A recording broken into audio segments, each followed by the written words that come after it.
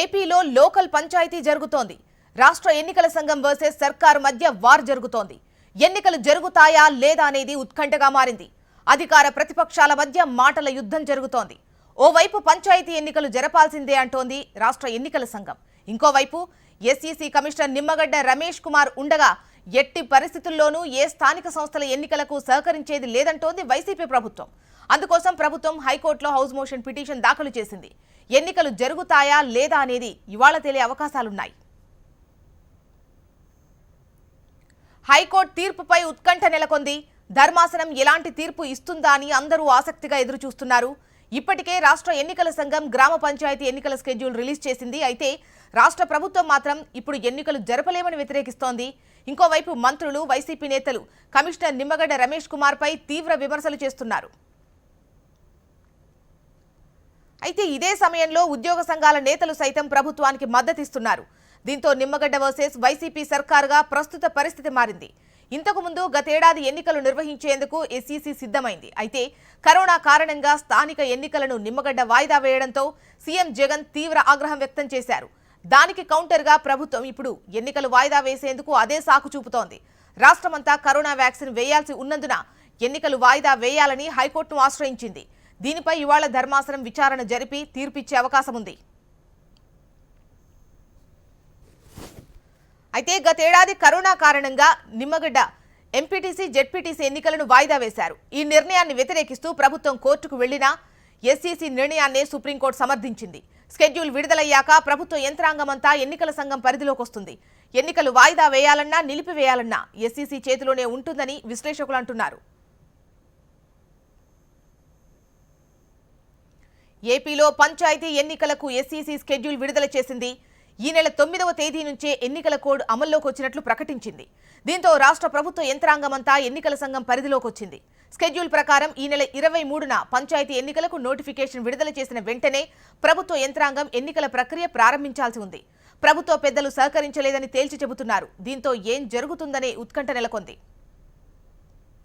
ఇక స్థానిక సంస్థల ఎన్నికల స్కెడ్యూల్ను సవాల్ చేస్తూ ఏపీ ప్రభుత్వం దాఖలు చేసిన పిటిషన్పై ఇవాళ కోర్టులో విచారణ జరగనుంది. ప్రభుత్వం దాఖలు చేసిన హౌస్ మోషన్ పిటిషన్ను హైకోర్టు డిస్మిస్ చేసింది. దీంతో వెకేషన్ బెంచ్ ముందు ప్రభుత్వం వాదనలు వినిపించనుంది. ఎన్నికల నిర్వహణ విచారణపై ఉత్కంఠ కొనసాగుతోంది. ఎన్నికలకు తాము సిద్ధంగా లేమని ఇప్పటికే ప్రభుత్వం ప్రకటించింది. ఇక ఇవాళ కోర్టు తీర్పు ఇవ్వనుంది. ఒకవైపు ప్రభుత్వం ఎన్నికలు జరిపేందుకు సిద్ధంగా లేవని చెబుతోంది. ఎన్నికల సంఘం ఖచ్చితంగా ఎన్నికలు నిర్వహించాలన్న పట్టుదలతో ఉంది. ఈ నేపథ్యంలో ఇవాళ కోర్టు ఎటువంటి తీర్పు ఇవ్వబోతోంది, ప్రస్తుతం ఏపీలో ఎటువంటి చర్చ జరుగుతోంది, సిచ్యువేషన్ ఎలా ఉందో వివరించేందుకు వసంత్ సిద్ధంగా ఉన్నారు. వసంత్, స్థానిక సంస్థల ఎన్నికలకు సంబంధించి ఎన్నికల కమిషన్ షెడ్యూల్ విడుదల చేయడం పైన ప్రభుత్వం పూర్తి స్థాయిలో ఆగ్రహం వ్యక్తం చేస్తోంది. ఎటువంటి సంప్రదింపులు జరపకుండా ఏకపక్షంగా నిర్ణయం తీసుకున్నారంటూ కూడా ప్రభుత్వం అయితే ఆగ్రహం వ్యక్తం చేస్తోంది. ఈ నేపథ్యంలో ఎన్నికల కమిషన్ నిర్ణయాన్ని సవాల్ చేస్తూ ఇప్పటికే ఏపీ ప్రభుత్వం హౌస్ మోషన్ పిటిషన్ దాఖలు చేసింది. అయితే హౌస్ మోషన్ పిటిషన్ను డిస్మిస్ చేయడంతో పాటు వెకేషన్ బెంచ్ ముందు విచారిస్తామంటూ కూడా ఏపీ హైకోర్టు స్పష్టం చేసింది. ముఖ్యంగా ఈరోజు ఏపీ హైకోర్టు వెకేషన్ బెంచ్ ముందు ప్రభుత్వం అయితే తమ వాదనలు వినిపించబోతా ఉంది. ప్రధానంగా ఎన్నికల కమిషన్కి సంబంధించి గతంలో స్థానిక సంస్థల ఎన్నికలకి షెడ్యూల్ విడుదల చేసేటటువంటి క్రమంలో ఎన్నికల కమిషన్కు ఉన్నటువంటి స్వయం ప్రతిపత్తిని వినియోగించుకొని ఎన్నికల కమిషన్కి సంబంధించి షెడ్యూల్ విడుదల చేస్తారు. షెడ్యూల్ విడుదల చేయడం కానీ ఎన్నికల నిర్వహణకు సంబంధించినటువంటి అంశం పూర్తిగా ఎన్నికల కమిషన్ సొంత అభిప్రాయం పైన కానీ అలాగే వారి యొక్క పూర్తి స్వేచ్ఛ ఉంటుంది. అందుకు సంబంధించి సహకరించాలంటూ కూడా గతంలో సర్వోన్నత న్యాయస్థానం కూడా సూచించింది. ఈ నేపథ్యంలో వరుసగా ఎన్నికలకు సంబంధించినటువంటి ప్రభుత్వం సహకరించడం లేదు. ఎన్నికల నిర్వహణకు తాము సిద్ధంగా ఉన్నామంటూ కూడా ఎన్నికల కమిషన్ పదే ఉన్నత న్యాయస్థానం దృష్టి కూడా తీసుకెళ్ళింది. ఈ నేపథ్యంలో ఉన్నత న్యాయస్థానం కొన్ని అంశాలను కూడా ప్రస్తావించింది. ఇరువురు కూడా కూర్చొని చర్చించుకోవాలి, సమావేశమై చర్చించుకొని ఏకాభిప్రాయానికి వచ్చిన తర్వాత ఎన్నికల నిర్వహణకు సంబంధించి ముందుకు వెళ్లాలంటూ కూడా ఇటు సుప్రీంకోర్టుతో పాటు ఏపీ హైకోర్టు కూడా సూచించాయి. ఈ నేపథ్యంలో సీఎస్ నేతృత్వంలోని బృందం ఇప్పటికే ఎన్నికల కమిషనర్ కలిసి వివరణ కూడా ఇచ్చారు. ఎన్నికల నిర్వహణ తాము ఎందుకు సిద్ధంగా లేము, ఎన్నికల నిర్వహణకు సంబంధించి తమకు ఉన్నటువంటి అభ్యంతరాలు ఏంటి అనేటువంటి అన్ని అంశాలను చెప్పిన కొద్ది గంటలకే ఎన్నికల షెడ్యూల్ని విడుదల చేస్తున్నట్టుగా కూడా ఎన్నికల కమిషన్ ప్రకటించింది. ఎన్నికల కమిషన్ షెడ్యూల్ని విడుదల చేసినటువంటి అదే రోజు నుంచి రాష్ట్రంలో ఎన్నికల కోడ్ అమల్లోకి వస్తుందంటూ కూడా స్పష్టం చేసింది. అయితే ఇది పూర్తిగా రాజ్యాంగ విరుద్ధమైనటువంటి చర్య. ఇప్పటికే కోర్టు ఇచ్చినటువంటి సూచనలు కానీ కోర్టు గైడ్లైన్స్ ఏవైతే ఇచ్చిందో వాటిని పాటించకుండా ఏకపక్షంగా షెడ్యూల్ని విడుదల చేయడం పూర్తిగా అసంబద్ధమైనటువంటి చర్య అంటూ కూడా ప్రభుత్వం ఆరోపిస్తోంది. ఇప్పటికే ఈ అన్ని అంశాలతో కూడినటువంటి నివేదికను సిద్ధం చేసుకొని ఏపీ హైకోర్టులో హౌస్ మోషన్ పిటిషన్ దాఖలు చేసింది.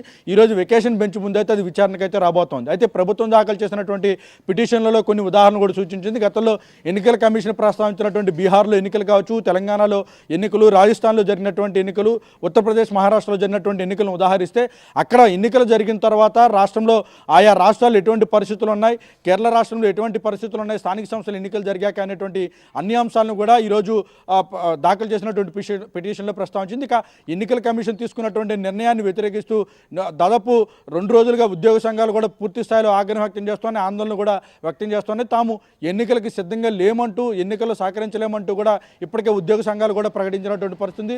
ఉద్యోగులు దాదాపు ఆయా మిగిలినటువంటి రాష్ట్రాల్లో ఎన్నికలు నిర్వహించినటువంటి క్రమంలో ఆయా రాష్ట్రాల్లో వచ్చినటువంటి ఫలితాల ఆధారంగా కూడా కంపేర్ చేసుకోవాల్సినటువంటి అవసరం ఉంది. అక్కడ ఉద్యోగులు దాదాపు ఎన్నికలకి ముందు 1,80,00,000 మంది వరకు మాత్రమే కరోనాకి సంబంధించినటువంటి బారిన పడితే ఆ తర్వాత ఆ సంఖ్య దాదాపు రెట్టింపు అయింది.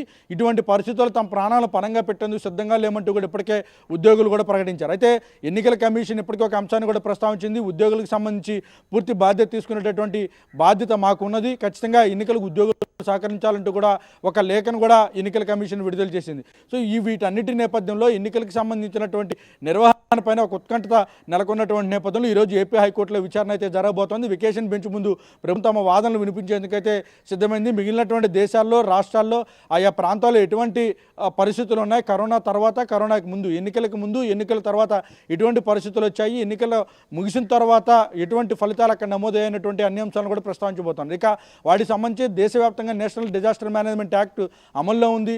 అలాగే కరోనాకి సంబంధించినటువంటి వ్యాక్సిన్ ఆంధ్రప్రదేశ్ రాష్ట్రంలో కూడా త్వరలో వేయబోతున్నాం. కేంద్రం కూడా అందుకు సంబంధించినటువంటి మార్గదర్శకాలను కూడా ఇచ్చింది. కేంద్రం ఇచ్చినటువంటి మార్గదర్శకాలకు వ్యతిరేకంగా ఎన్నికల కమిషన్ ఇటువంటి నిర్ణయం తీసుకోవడం పూర్తిగా రాజ్యాంగ వ్యతిరేకమైనటువంటి చర్య. ప్రభుత్వంతో సంప్రదింపులు జరపకుండా హైకోర్టు కానీ ఇటు సుప్రీంకోర్టు కానీ ఇచ్చినటువంటి ఏవైతే సూచనలు ఉన్నాయో వాటిని పాటించకుండా ఏకపక్షంగా నిర్ణయం తీసుకోవడాన్ని తాము పూర్తిగా వ్యతిరేకిస్తున్నామంటూ కూడా ఇప్పటికే ప్రభుత్వం స్పష్టం చేసింది. ఎన్నికల కమిషన్కి స్వయం ప్రతిపత్తి కలిగినటువంటి సంస్థ అయినప్పటికీ కూడా ముందుకు వెళ్ళే ఎన్నికల నిర్వహణకు సంబంధించినటువంటి అంశంలో ముందుకు వెళ్ళేటటువంటి క్రమంలో ప్రభుత్వంతో సంప్రదింపులు జరపాలి. ఏకాభిప్రాయానికి వచ్చిన తర్వాత ఎన్నికల నిర్వహణకు ముందుకు వెళ్ళాలి. కానీ ఏకపక్షంగా ఎన్నికలను ప్రకటించి ఇది ఎన్నికలకు ముందుకు రావాలి అని ప్రభుత్వానికి పూర్తిగా వాన్ చేయడం లాంటి దాన్ని తాము పూర్తిగా వ్యతిరేకిస్తున్నామంటూ కూడా ఇప్పటికే ప్రభుత్వం ప్రకటించింది. అయితే ఈ అన్ని అంశాలపైన కూడా నేడు ఏపీ హైకోర్టు వెకేషన్ బెంచ్ ముందు అయితే విచారణ జరగబోతోంది.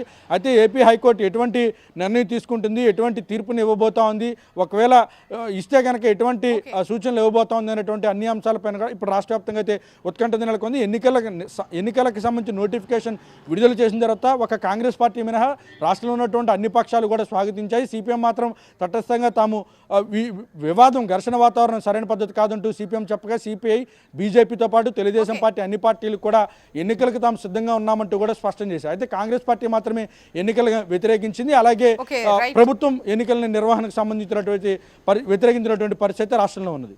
ఓకే రైట్ వసంత్, అప్డేట్ కోసం మళ్ళీ సంప్రదిస్తాం.